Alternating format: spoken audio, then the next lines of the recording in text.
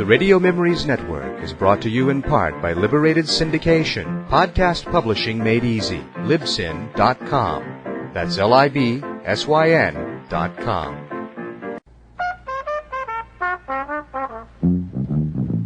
The Radio Memories Network welcomes you to the world of modern radio theater, an old medium revived for a new era through the Radio Memories Network.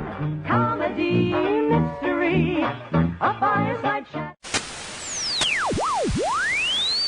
It's now time for radio drama, where we perform on the stage of your mind.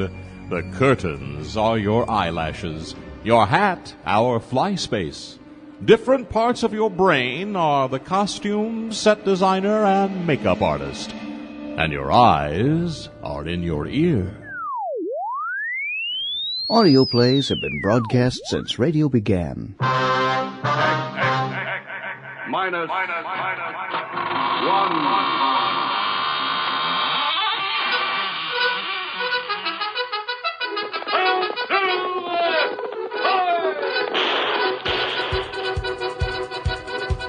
Join us as we continue the tradition on the Texas Radio Theater. Cliff Proton, Space Ranger! I'm the Whisper. It means murder, Watson. Onward to adventure, away! Because it's not only the theater, but it's the theater of the mind. The mind! And that's what I'm writing Jump, for. Rob. Renegade! Ready for impact in 3, 2, 1. Tying on the rope now. It's the realm of your imagination, where anything can happen, and usually does. Welcome to this week's broadcast of the Texas Radio Theater. Hi, I'm Rich Froelich. This week you'll hear the original Sherlock Holmes play the Texas Radio Theater Company produced in November 2005. Sherlock Holmes and Hercule Poirot together in the Ambercrombie Forgery, written by Julie Barrett.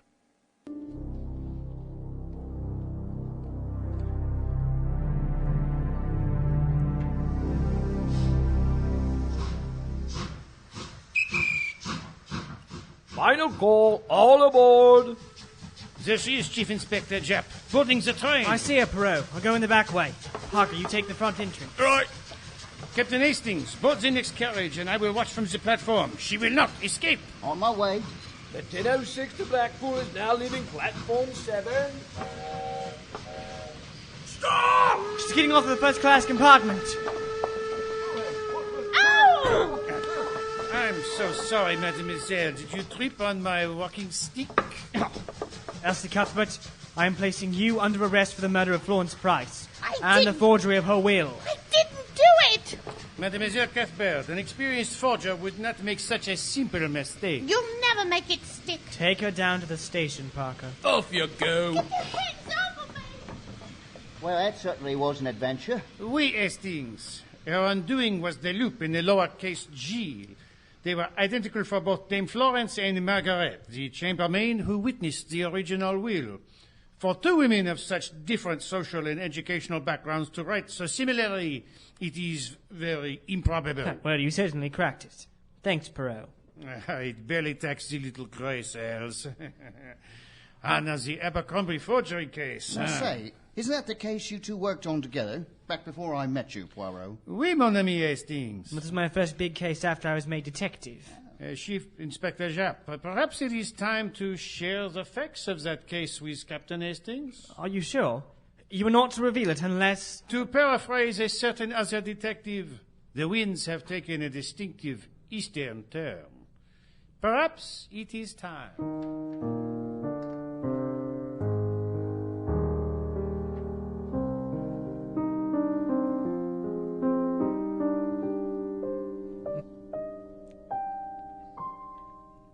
I'm still not certain about this. Inspector Japp, let us tell the tale to Hastings. We can count on his discretion. Oh, absolutely. Well, all right, but... Excellent. I shall pour each of us a drink. Hastings, if you will retrieve the small cast-iron statue from my étagère. This one? The boy who's doing... That, Hastings, is a most famous statue in Brussels. At one time, he provided the main water supply for the city. Ew. It is only a fountain. Now, pull back the green baize on the bottom of the statue. All right. I say, it's hollow. There's a key inside. If you will be so good as to hand me the key, Hastings. All right, here. Here, in the back of the drawer, a small tin dispatch box. John H. Watson, M.D. This is some sort of a shape, right? I'm afraid not. Inside the box is a manuscript. If you would be so good as to read these things. All right. In the spring of 1904, both Sherlock Holmes and I were enjoying a retirement from the business of detection. I say, that's 30 years ago. Holmes was in Sussex, raising bees, and I'd returned to private residence on Harley Street. Life was quiet, although I missed our adventures.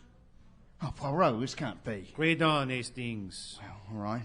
May of 1904 was a quiet month. So much so that I'd made up my mind to take a motoring holiday with my wife. My thoughts were on probable destinations when my housekeeper announced a visitor.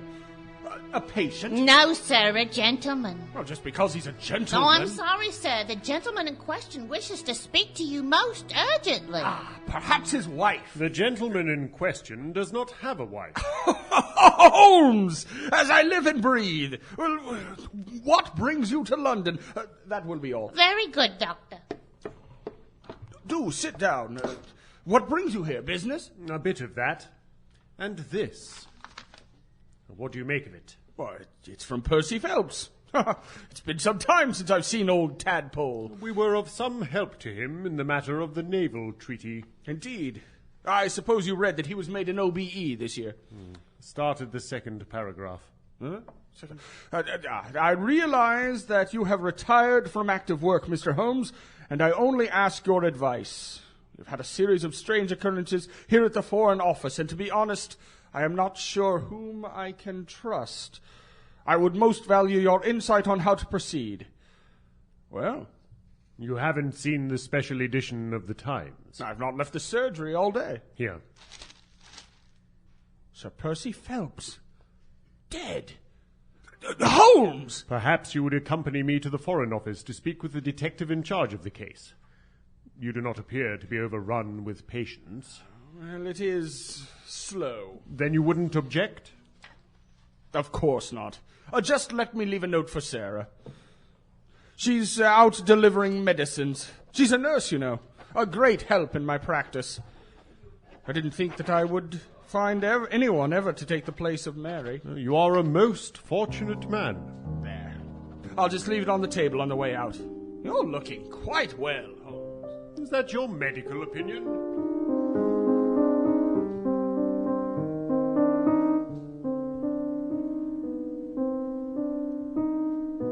Detective Japp. Good of you to come, Mr. Holmes. This is Dr. Watson. It's because of your stories that I joined the police force. Now, Mr. Holmes, you were to have lunch with Sir Percy today? Yes. Well, if it has any bearing on the case... Indeed it does. This letter contains all I know.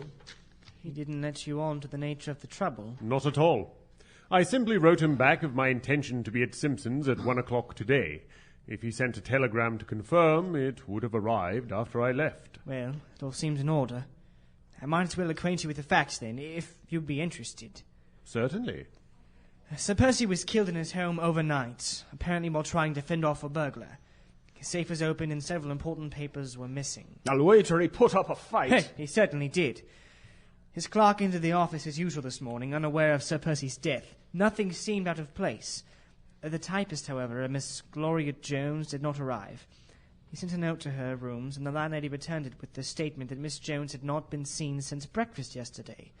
But it was then that he opened the safe and he raised the alarm. Some very sensitive papers were missing. Oh? And, as I understand it, a treaty with the Germans had recently been signed in Brussels. Sir Percy's office is working to interpret the document for the various levels of government involved. But there was no sign of a forced entry. Absolutely none. And the building itself shows no signs of an attempted break-in. Your men have checked for fingerprints. Well, either the culprit wore gloves, or someone on the inside took the papers. And there's one other very, very curious detail. The document that remained in the safe is not the treaty that was signed 2 weeks ago. My word! The clerk says they are very similar, save for a few important details. According to the minister, the signatures look genuine enough, but the document is clearly a forgery. And what of the typist? Her room show no signs of struggle, nor of a hurried exit. In fact, her toiletries are still sitting on the dressing table. Excuse me, but the minister's free for a word. Oh, thank you.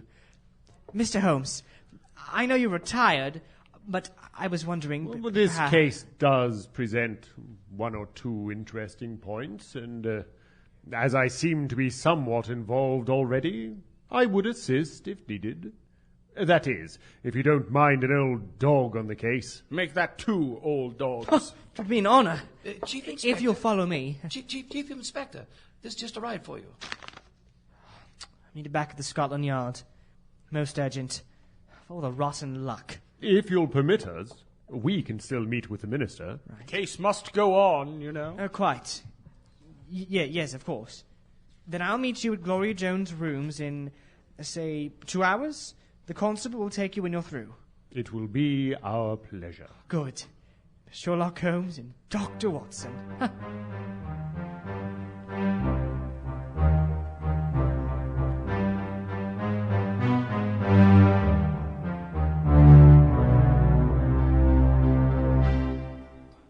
This is dark business. I don't mind telling you, Mr. Holmes. Exactly, Minister. What alterations were made to the treaty? Well, essentially, the Germans will have the right to sail military vessels in the Channel at will.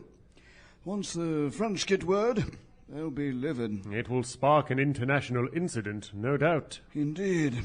The thing is, the papers missing from Sir Percy's home are notes he had made regarding the treaty. Those notes would support our contention that the treaty was altered. Most disturbing indeed. And what about the Germans? Well, we will inform them. But we want to make sure that we have as much evidence as possible in hand. Of course. May I speak with the clerk? Yes, I'll ring for him. His name is Matthew Clifford. Sir? This is Mr. Sherlock Holmes and Dr. Watson. They're working with the police. Tell us exactly what happened when you entered the office this morning. Well, I unlocked the office as usual. I placed my hat upon the hook and sat down to look through the Morning Post. The Post? And was it on your desk when you arrived? No.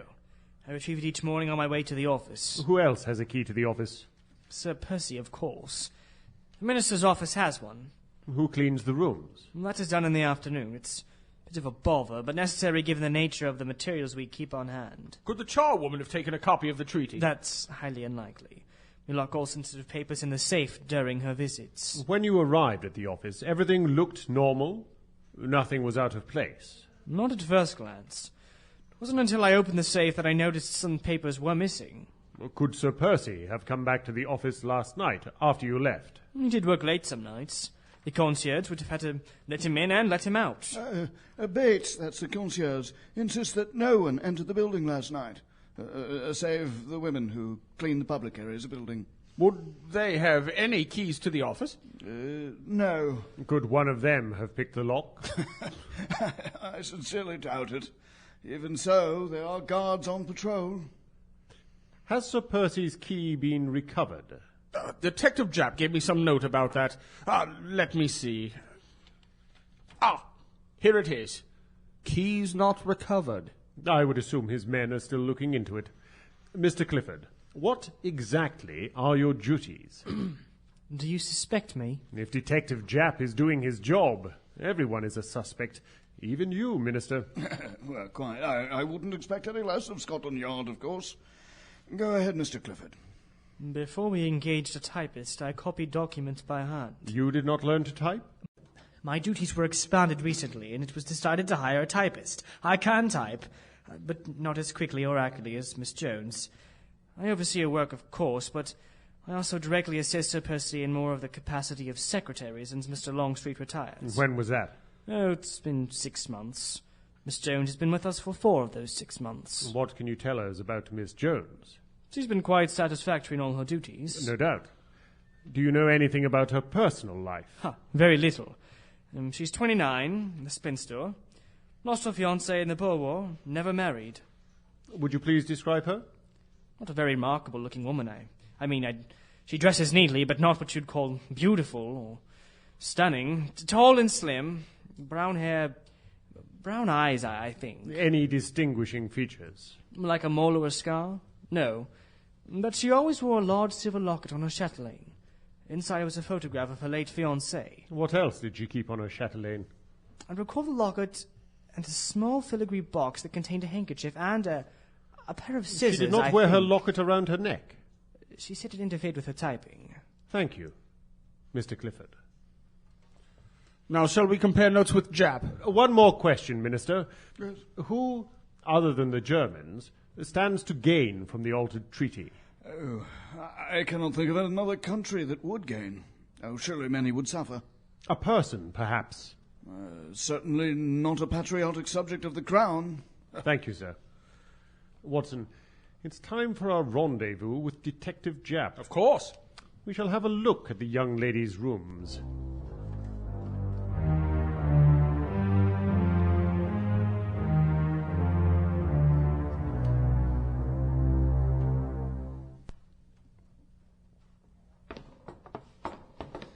No, Inspector. Miss Jones was a quiet lady. Went often to visit her mother. In Camden, I believe. Sometimes she would stay the night. Her mother was sick. Do you have her name and address? No. How about a reference? Normally I require one, but I did check that she worked at the Foreign Office. And her being the next thing to a widow and all. Here we are. I haven't touched a thing, just as you said. Thank you. Can I get you some tea? No, thank you. I just pulled some cakes from the oven. Thank you very much, Mrs. Bucket. Mrs. Bucket. We'll call you if we need anything. Very well. I'll be downstairs. Now, observe. What strikes you as most unusual? There's no sign of struggle. I guess she hadn't been here since yesterday. Well, that would concur with what Mrs. Bucket told Clifford. The bed doesn't appear to have been slept in. Now, a man might not make his own bed up in the morning, but if he knew the landlady would do it. But a woman... Excellent, Watson. What else? Take a look. I call your attention to her dressing table. Nothing seemed out of place. Look at the hairbrush. There are hairs of several different colours here. Red, blonde, brown... The box is empty. She's not been saving her hairs. Why? Well, they are excellent for stuffing pincushions, I'm told. Well, I don't think I shall find anything else here. I do have some personal business to attend to. May I meet you in an hour or so? I'll be at Scotland Yard. Until then.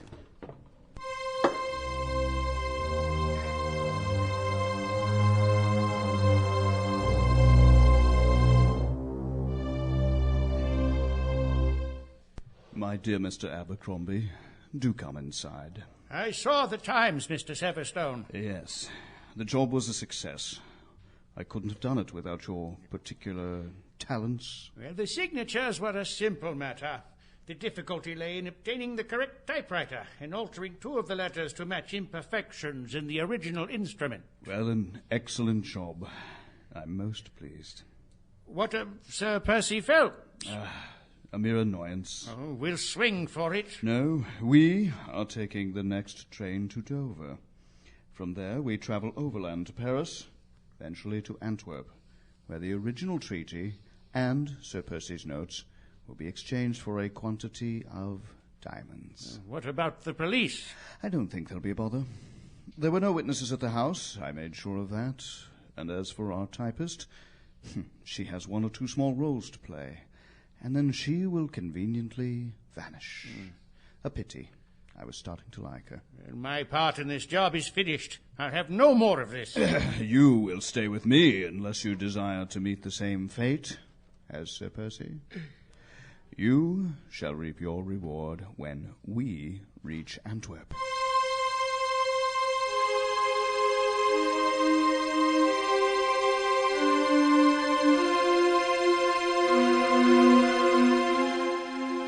You're listening to the Texas Radio Theater Company.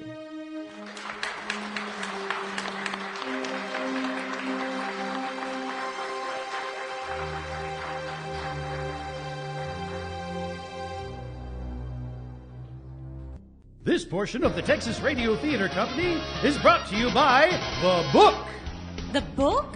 What's a book? A book is an amazing source of knowledge right at your fingertips. Like the internet? Better.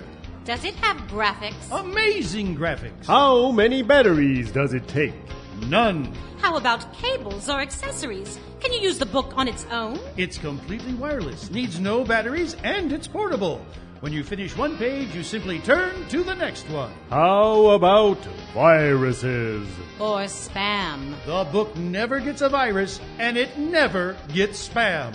Wow! We need to get a book! And you do too. You can find books at your local library. Open one up today.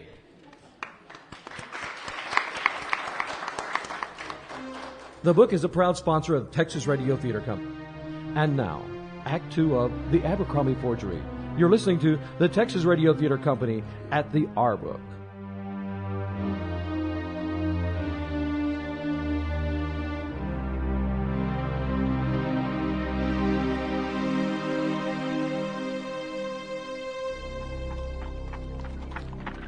Holmes, this is a most dreadful area of town. What business do you have here, and in disguise, no less? There is a Chinese expression. One cannot refuse to eat just because there is a chance of being choked. Well, this is certainly the right neighborhood for that. I'm turning around this very moment. Quickly, get in the shadows. Don't need to push. Shh. Dougal McGurdy, still picking pockets, I see. O'Leary? Michael O'Leary? I thought you The were... reports of my death were premature. Yeah? I simply need some information. I won't interfere with your business, unless you do not cooperate. All right. You did a small job the other night. Yeah? For whom? I don't know. I swear I don't. Describe him. Her. She was wrapped up in a cloak, she was. Talked all genteel. She gave me her address and asked me to break in through the back and rifle about the place. She told me I could have anything I wanted as long as I didn't open the door to the study. What time was that? Did the job about 11. Did she pay you? Said she'd pay me this morning, didn't she? She didn't show. Can you remember anything else about her? When she turned to leave, I could see a bit of her hair. Flaming red it was. Thank you, McGurdy. Hey, don't I get anything for me trouble? I'll give you some advice. Eh? You see that man over there? What about him? He's from Scotland Yard. Oh, yeah. I got an appointment. Boy! Who was that? A sauce. May I come out now? By all means, Watson. What do you mean by a source? Come along. I'll fill you in while we walk. It gets curiouser and curiouser. And so I suspect that Miss Jones is involved with the crime, and the signs point to Peter Abercrombie as the forger. It required someone with particular skills in altering a typewriter. Well, he's certainly one of the few forgers not on a lock and key who could do that quality of work. Someone hired Abercrombie. I don't think he's capable of planning something on this scale on his own. That someone also hired a small-time crook to go through the place and make it look like a burglary. Is that who you were talking to? I don't think it would be a good idea to go after the burglar just yet. Right. We don't want to tip off our big fish. Abercrombie may try to get out of the country with the treaty. But we've already got a watch out in all the ports. We must be ready to leave at a moment's notice. I'll go make the arrangements. Excellent. You can reach me at Dr. Watson's surgery.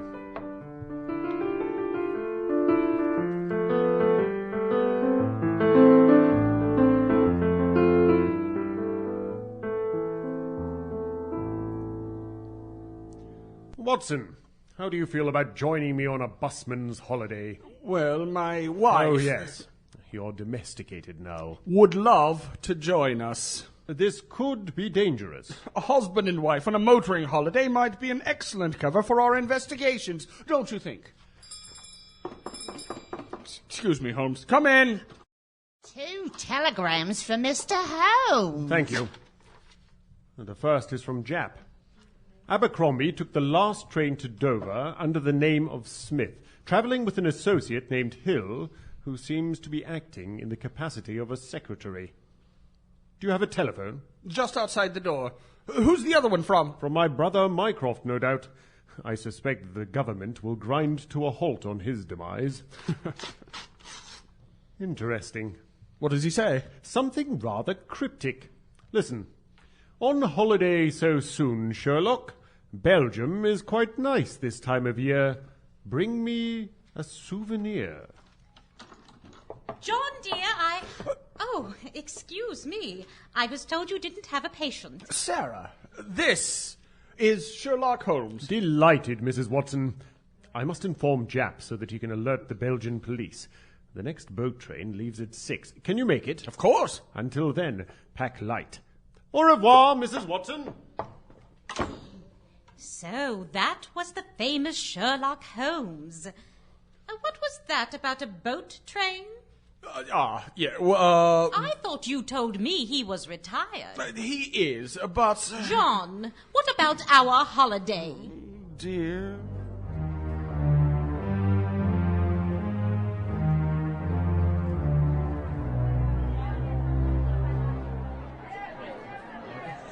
Two tickets for the steam ferry to Calais, please.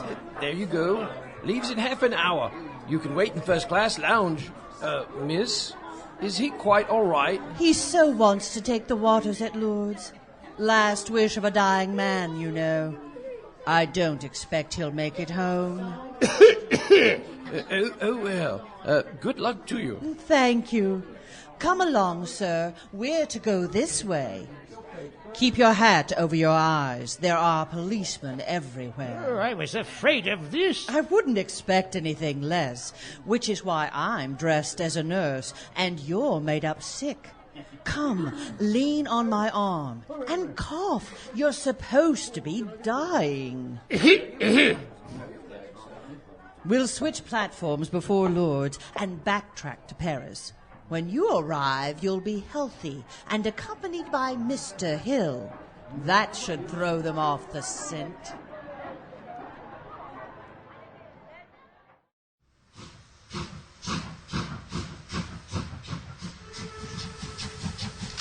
Watson, over here.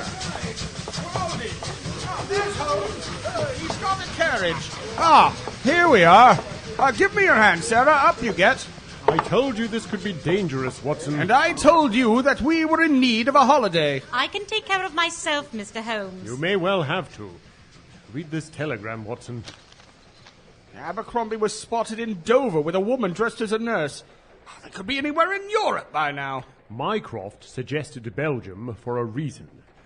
This could become very dangerous, Mrs. Watson. You are chasing a woman, are you not? Well, I wouldn't let the fact It's even more dangerous for that woman you're chasing. And she's not cowering in the corner.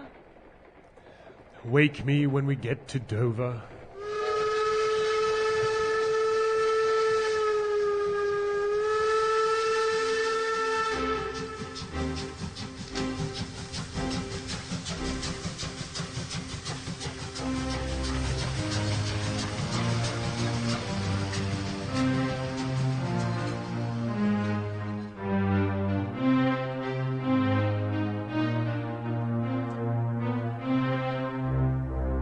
So, Inspector Perot, you understand the delicacy of the situation? Completely. My government has instructed me to give you our fullest cooperation. We are most grateful. Now, you have no doubt been informed that Sherlock Holmes is assisting us. I have heard of the Detective Holmes, but is he not retired? He has taken personal interest in this case. The late Sir Percy had... Excuse me. Entrez-vous. Bonjour, Monsieur Holmes et Dr. Watson. Merci. It is a pleasure to meet you both. I read of your brilliant deductive work in the Ristevsky murder. Merci. It was a simple matter. This silver cup is an award from the government for that very case. I'll put it away, s'il vous plaît. In that vase, it is rather delicate. Austrian? Oui. A gift from my dear mother. Careful how you place it back on the desk. See how you dislodge the petals from the flowers. And this? Well, surely Please this, put but- that down. Ah, Mr. Holmes. Why don't you tell the inspector what you know? Of course. I suspect that Abercrombie and his companion are hiding in a rather disreputable district of the city. This handbill was found. Madame Fifi, Oh, dear, my French isn't very good. Does this say she's a dancer? May I see? Ah, we have heard of her. And her snake. Snake? Oui. Her performance is what you would call exotic. I see. Our culture in Brussels is French and more tolerant of such things. Right. I am told that she is British, but she takes the French name. Quite fascinating. Let me see that handbill again. We had a sketch artist draw a picture. Mon Dieu! That's her! The handbill states that she will make her return to the stage tonight. Hello? Oui. Merci. Inspector Japp, your suspects have boarded a train to Brussels this morning. The Suerte has your instructions to follow but not apprehend. Thank you. I have one question. Why have not the Germans said anything? We have theories, but no evidence to back them up. I have a contact high up in the government who has been conducting some inquiries of his own. He suspects that the Germans may be waiting until our government speaks up. Sensible. The other theory is that the Germans have been similarly duped, and they are conducting their own investigation. There has been no word from them through diplomatic channels. Then, Monsieur Holmes, would that mean a third party has an interest in altering the treaties?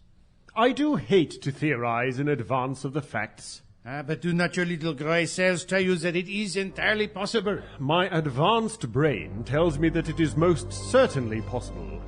But what path do we follow? We need facts.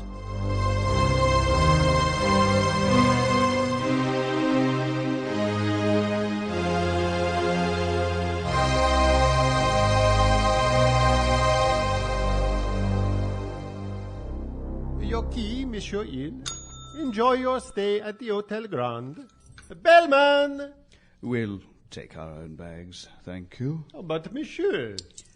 Here's something for your trouble. Merci. There. You see, Mr. Smith and Mr. Hill are now safely ensconced in the Hotel Grand. And what of Miss Jones? I anticipate that she will be magnificent tonight. And in the confusion, we shall disappear, leaving our luggage behind. Well, I placed the two small bags in the left luggage at the train station as you instructed. Here's the claim check.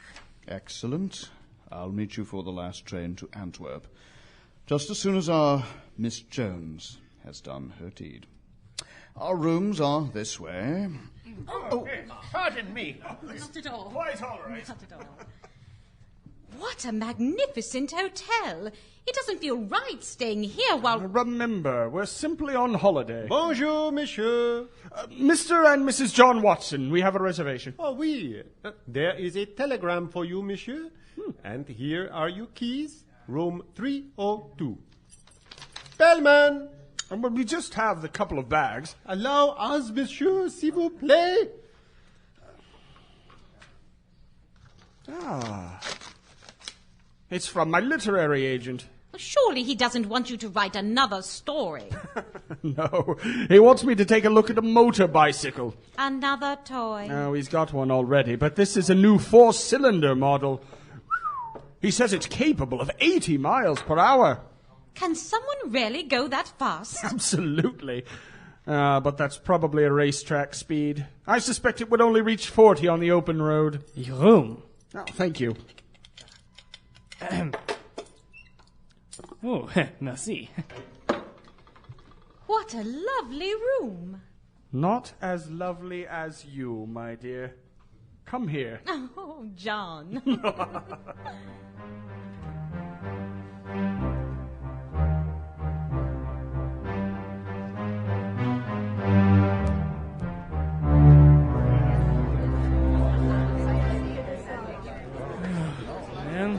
I hope my wife doesn't find out about my being Le Chat Noir. You must do worse things than the line of duty, Detective Jap. But not in a foreign city. I'm sorry Monsieur Poirot isn't along for the show. He's the chief of the police force. They'd know something was up. I can't imagine that he would frequent such a low establishment. I think he's visiting his mother. Lives with her, did you say? It's a bit noisy here. I wonder. What time is it? The show should be starting soon. Harry, they are waiting. Yes, oui. Mesdames et messieurs, bienvenue à Chat Noir.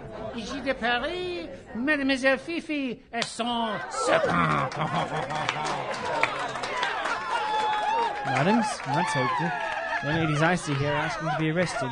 As Monsieur Poirot said, we are practically in France. Bonsoir. Looks like our Gloria Jones, all right. If that's her real name. Clifford was right. She is not the most attractive thing I've ever seen. But, I have seen her somewhere before. Not in the line of duty either. A newspaper picture, perhaps? Must be it. Oh, this is exotic? It apparently passes for it with this clientele. Have you observed? They're mostly labourers. Except for that man over there.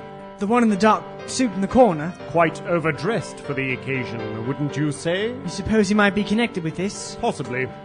And look, over there. Practically buried under two women. Ambercrombie! Curiouser and curiouser. Ah, les serpents. Ah, the legendary snake. Looks rather docile. Suppose he's drugged. Bored by the act, I'll wager. Look, Abercrombie's going to the back. And our overdressed friend out the front. I'll follow him, you follow Abercrombie. Remember, you're just another admirer. Right. Now, Abercrombie went right backstage. He's going in through a door. I wonder if that's the dressing room. Sorry, monsieur, no one sees Mademoiselle Fifi. Oh, she's expecting me. She sees no one. Bruno!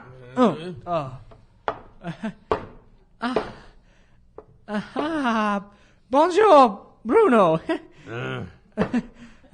Perhaps I can pass a message. I'll wait, if that's all right. I wonder what is going on in there. There's trouble. You're not supposed to be back here. I recognize someone in the audience. He's from Scotland Yard. What are we going to do? You are going to calm down. We shall be ready to go in a moment. What good is this doing all of these disguises? This... Put that down, Mr. Abercrombie. That belongs to Miss Jones. I want out! That may be a good idea. You can pay me back when we get back to London. You will get your reward now. No, what are you doing? No! Ah! Pity about the cushion.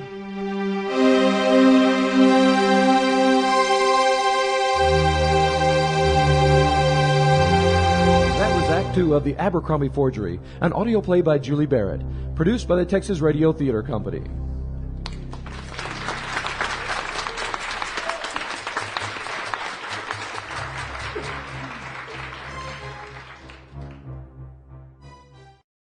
And now, Part 3 of The Abercrombie Forgery.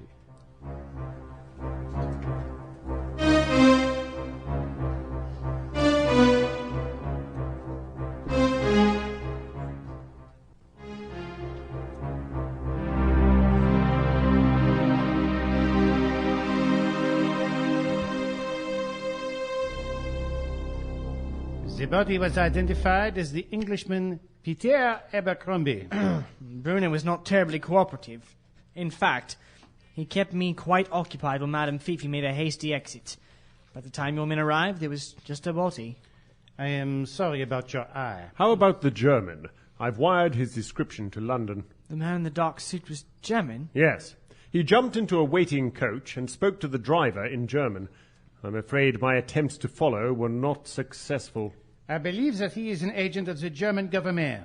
He is traveling under the name of Willy Brunner, ostensibly on a motoring holiday. He checked out of the Hotel Grand early this morning. That is not unexpected. Here is something you might find unexpected. Monsieur Peter Abercrombie was clutching something in his hands. It was a large silver locket. And would there have been a key inside of the locket? 2 keys, Monsieur Holmes. We won't know until we get our boys on it, but I'd bet they were to Sir Percy's office and his safe. Entrez-vous, s'il vous plaît. Excusez-moi, Monsieur Holmes? Merci. From my government contact. Our mysterious German matches the description of a Herr Cornelius von Immerhoffen, a known agent of the German Empire. As that expected, we have his photograph from our files. That's him, all right. Indeed. So the Germans are on this as well. My contact sends more news. Geoffrey Holden was in at the Foreign Office yesterday with a new toy. You mean the arms merchant? He would prefer the supplier of armaments to His Majesty's forces. This could all be related. Possibly, since my intelligence source says he left for Antwerp last night. Brunner, or Van Immerhoffen, had an automobile just hours ago. He told the garage he would leave it in Antwerp. That settles it then. We must get to Antwerp. Excusez-moi. Entrez! Monsieur Abercrombie was traced to the Hotel Grand. Isn't your Dr. Watson staying there? Indeed. But he wouldn't have recognized Abercrombie if he was in disguise. He might have spotted von Immerhoffen. Well, we inquired for a Monsieur Hill, as you directed. He and his employer, a Monsieur Smith. They have not been seen since yesterday. Merci bien. Gentlemen, it appears as though Antwerp is our next destination. What about the girl? She has probably, how do you say, flown the coop? Almost undoubtedly. I have the stations watched since last night. No one meeting Mademoiselle Jonzy's description has been seen. We do not have a good description of Monsieur Hill, I am afraid. I have sent word to have the other stations watched. How about if we get our bags and take the next train to Antwerp, then? An excellent idea. I shall join you. The next train is in 1 hour. I shall not require long to pack a small bag. I'll put Watson on the trail of von Immerhoffen. Right. Wait. What is that? On the street, a man and a woman on motor bicycles. Does not a husband not understand the danger to his wife? Wait. Open the window. It's Dr. and Mrs. Watson. Hello! Oh, come up! Quickly! Right away! Watson can take the overland route to Antwerp, and we can take the train. Then we... What are you doing? The moustaches, they begin to droop. Perhaps if you were to use fewer coals in the fire, you would Perhaps if you were to remove your outer jacket, you might be more comfortable. May I have the tin? Monsieur Claude's moustache pomade. S'il vous plaît. Beeswax, rose water perhaps, and lavender. Here. Merci. Just a little bit there. And voila. I think I hear them outside. Good morning, Dr. Watson. And this must be Madame Watson. Enchanté. Bonjour. I'm sorry. Yes, the atmosphere has become a bit heated, I'm afraid. Allow me to open the window. Please, sit down, Madame Watson. I could not help but observe your new transportation. We thought we'd run around the countryside a bit when the case is finished. Dr. Watson, would you look at this photograph, please? Do you recognize the man? Oh, he's staying at the hotel, but he checked out this morning. Made a frightful fuss. He is Cornelius von Immerhoffen, an agent of the German government. The staff called him Herr Brunner. He is traveling under that name and is now believed to be motoring to Antwerp. Oh, we could take our motor bicycles to Antwerp. That thought crossed our minds, but he could be dangerous. Well, he wouldn't suspect a couple on holiday, would he? Perhaps not. If you would rather take the train, Mrs. Watson... Certainly not. Very well.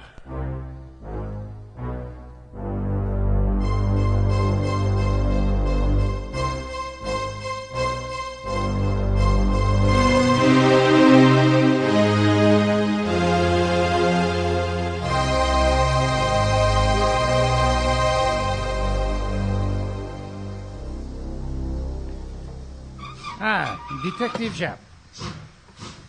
You're just in time. Had a discussion with my cab driver over the fare. The name Scotland Yard does not appear to carry much weight around here. I am sorry, Detective Japp. Now I have a report to share. Miss Jones is on this very train. Where? In the first-class compartment of the next carriage back. She was described as having black hair, no? Yes. Her hair is now most red. A wig, no doubt. Well, that explains the hairbrush we found in her room in London. Elaborate, please. The hairbrush left behind in her room.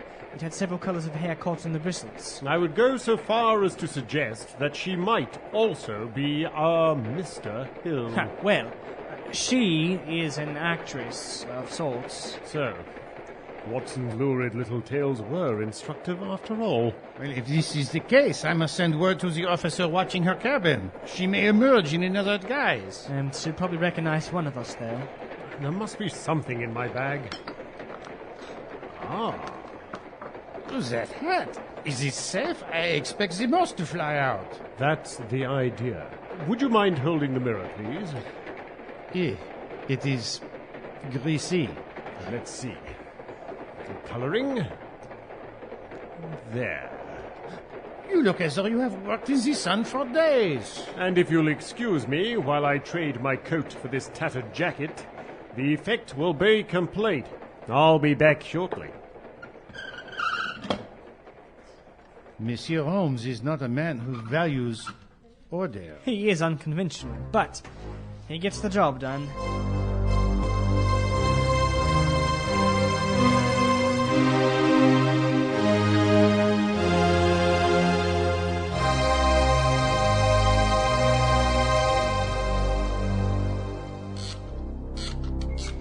Bad luck breaking down like this. Are you sure you don't want me to give you a hand with that? Well, I need to know how to repair it if I have a breakdown. You can't always come to my rescue. Ah, how's that? Perfect. But you're covered in grease. So are you. I'm not going to wilt, you know. That is what I love about you. Now, back to the job at hand. We've made excellent time. How many motor cars have we passed? 6. And no driver looked like von Immerhoffen. There was that one car with the top closed. We couldn't see the driver very well. Here comes someone now. John, it's that same car. But now the top is open. Are you sure? I recognize the number plate. He's all bundled up, but he certainly looks like our man. That was him, although he didn't seem to recognize us. I'm not surprised. As dirty as we are. Come on, let's keep him in sight.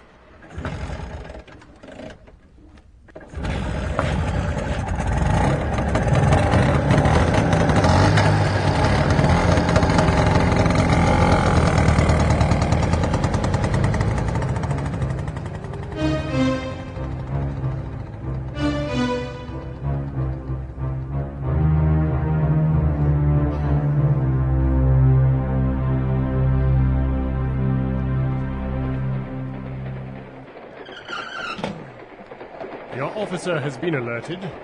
Miss Jones appears to be asleep. I can't blame her. I said appears. She is not asleep. She observed me pass through the carriage, but she did not recognize me. Are you certain about that? Of course. Now, Monsieur Poirot, undoubtedly you know Antwerp better than I. Oui. It seems most probable that Miss Jones will meet up with both von Immerhoffen and Geoffrey Holden. Can you think of any likely locations? Antwerp, as you know, is a port city.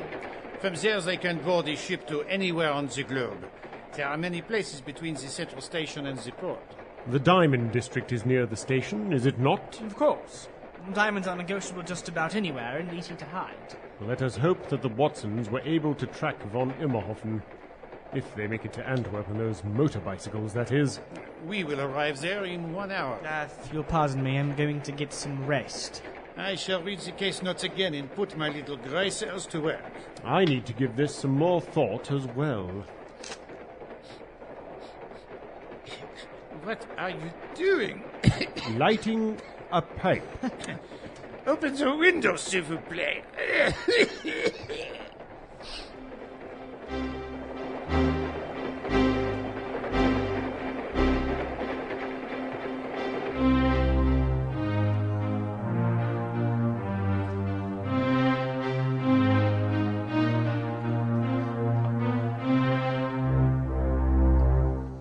dear. You've transformed yourself. I'll never get the dust out of my hair. What now? Wait for Holmes, I suppose. Antwerp is a lovely city, isn't it? I hope we get to see some of it before we dash off on the next chase. Speaking of the chase, where is von Immerhoffen? Still at the cafe across the street reading a newspaper. Oh, wait. There. He's settling his bill. Do you think he'll see us? Look in the window of this shop. We can see him in the reflection. He's buying a souvenir. It's a replica of that odd fountain in Brussels. Why would he buy one now? Perhaps he forgot. Or they could be less expensive here. Should we follow? I'll follow. And you stay here and watch for Holmes. At least you'll be able to inform him which direction we went. All right.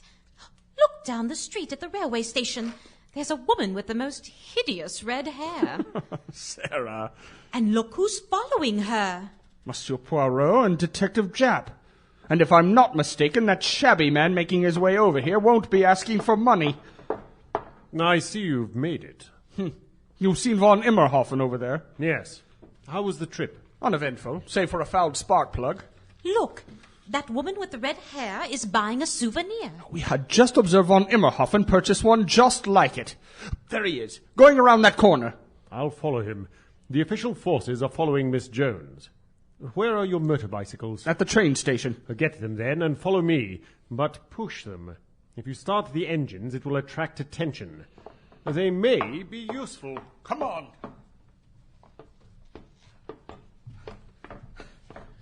Where is she going? There are several small forgeries down that street. Forgeries? They make cast metal objects. Oh, you call it a foundry? See, she enters that one. What do you suppose they make? Small items, souvenirs for the most part. I'm impressed with your knowledge of Antwerp. I read the sign. Oh, of course. Look! There's von Immerhoffen. Where is Monsieur Holmes? I'm sure he's around here somewhere. So we take them when they come out. No. Jeffrey Holden must be in there as well. You could have sent an agent. I do not think he would trust something so important to an agent. I read about him while you slept, and Monsieur Holmes smoked his most foul pipe. He is a man who likes to have all of his fingers in the pie. Then what do we do? Just walk in? Sometimes the direct approach is the best. Well, just so you know, I do have my police revolver in my coat pocket. Hopefully, we shall not have the need to use it. May I help you? Is this where they make the little statues of the famous fountain? My English friend here would like to arrange to sell them in his country. You need to speak with Mr. Van der Meer. He is with someone now. If you would wait over there. Merci. Look through the frosted glass of the office. 2 men and a woman, no? I tried to get a look around as best I could, and it appears the door behind the clerk's desk is the only entrance to the office. Well then, we shall wait.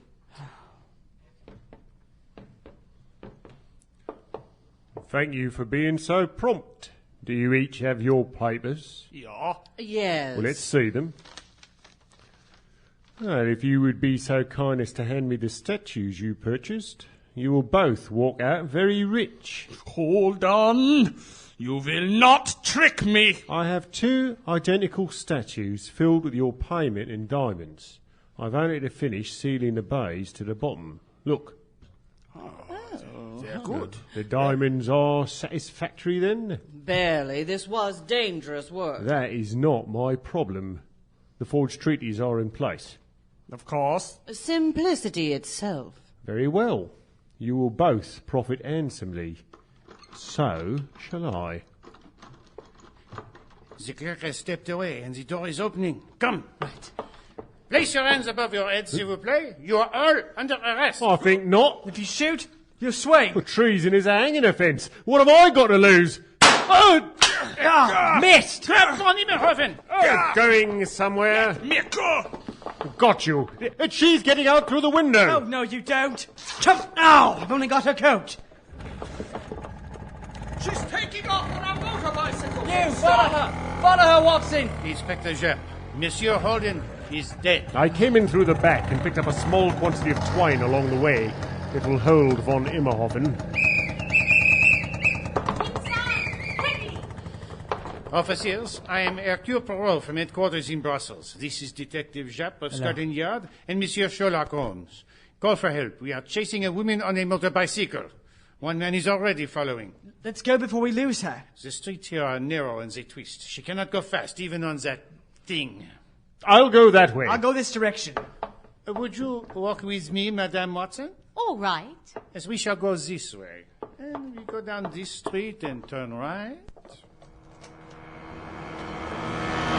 There they are! She's turned left! Watson! I see her! Stop! Ah! She nearly ran over me! She's gone that way! Jap! Right, we can cut her off. Come on!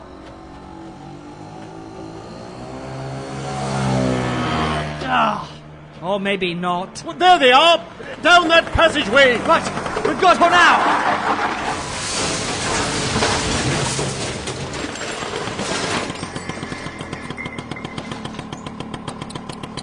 This is a mess. Where did you come from? The forgery is just around the corner. Oh, you could have fooled me the way these streets wind round. John, are you hurt? No, but I think she may have broken a leg. Oh. I'm a doctor. Let's see to that leg. Holmes, move the motorbicycle. Carefully. Hey, let me help. Hand me the wood from that broken crate, Sarah. I'll use it for a splint. Here. Mademoiselle Jones, I hereby place you under arrest for the murder of Peter Ambercrombie and for suspicion of espionage. That can wait. We need to splint her leg. Now, I'm going to have to move your skirts. Hello. She's wearing a pair of trousers rolled up to the knees. Ha!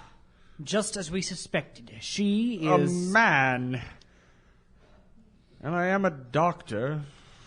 Then this red hair is... a wig. Say, it's the same. My wife and I saw you on stage last year. Why, well, you're...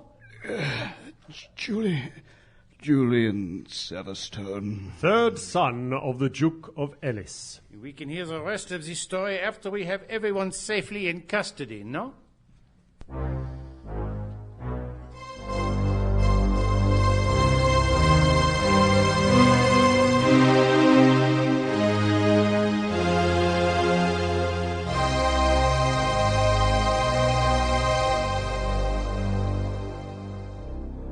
And so Julian Severstone took to acting. Not a terribly reputable profession for a gentleman, although he has some talent. The next Bald's Hill trade will be on the scaffold. You know, it's going to be difficult to keep the details of this out of the papers once the trial starts. I have every confidence that our government will keep this story well buried. Let's hope. It's in their best interest. I must agree with you. So, why did Severstone do it? Why else? He was deep in debt, and he craved the challenge. Of course, once he had the keys from Sir Percy, he disguised himself as one of the uniformed guards at the Foreign Office. Not as a charwoman. They were watched too closely. No one thought twice about a guard on his rounds. Well, I will have quite a story to tell my wife, but I think I'll not tell her about Madame Fifi. Perhaps we shall meet again, Detective Japp. I'm glad to have worked with the great Sherlock Holmes as well, but I shall not miss your peep. And you will go far beyond this police department with your deductive powers, I predict. I shall not, however, miss your moustache. You shall keep your pip tobacco, and I shall keep my moustaches, oui? Madame Watson, you were most brave. And you are too kind. I know you will want to write about this. I shall, but it will probably never see the light of day. The government presented the case against Severstone as though Abercrombie had been the mastermind behind the scheme. Severstone's death sentence was commuted in return for his cooperation, but he died in prison a year later at the hands of another inmate. With the principals dead, much of a story could stay safely locked away in the government files. This tale will be locked away as well, only to be published if the time is right. So, Hastings, what do you think? I think it's fantastic. It would still damage the government if it were to be published today. Yes, I agree with you. I won't say anything, believe me. I don't think anyone would believe me if I did. Shall I pour us another drink then? All right. To Sherlock Holmes, the greatest consulting detective. Yes, right. the greatest English consulting detective. Yes. But of course, to Monsieur Sherlock Holmes. Salut. Salut.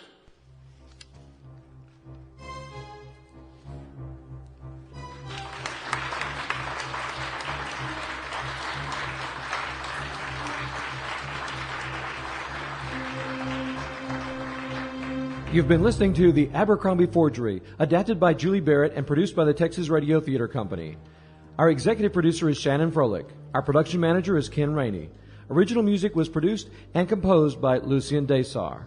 Live sound effects were created by Larry Groby. Rhiannon McMillan. And Ken Rainey.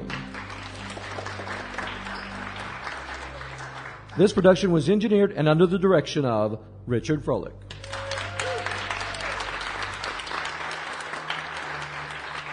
At this time, we'd like to invite our cast to come back up to the microphone and introduce themselves to you. David Grant. As Sherlock Holmes. Larry Groby. Oh, I was the minister in Severstone and Hastings and a few others. Eric Knapp. I was Watson. Cindy Matthews. Sarah and Mrs. Bucket. Kurt Mega. Detective Jap. Reg Platt. As Hercule Poirot with the mustaches, no? Susan McMath Platt. Elsie the maid and Gloria with Les Serpents.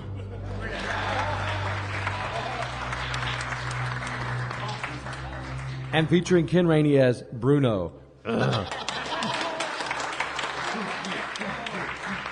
Special thanks go to our all-volunteer cast and crew, and especially to you for helping us to keep this valuable form of entertainment alive. On behalf of the Texas Radio Theater Company, I'm your announcer, Ken Rainey, saying thank you for listening and have a very pleasant evening. The Texas Radio Theater Company, in cooperation with the Arlington Museum of Art and the station, broadcasts, streams, and performs modern audio theater in the Dallas-Fort Worth area. If you'd like more information about our group, you can log on to our website at texasradiotheater.com. Hope you enjoyed listening. I'm Rich Froelich, and on behalf of our cast and crew, thanks for tuning in.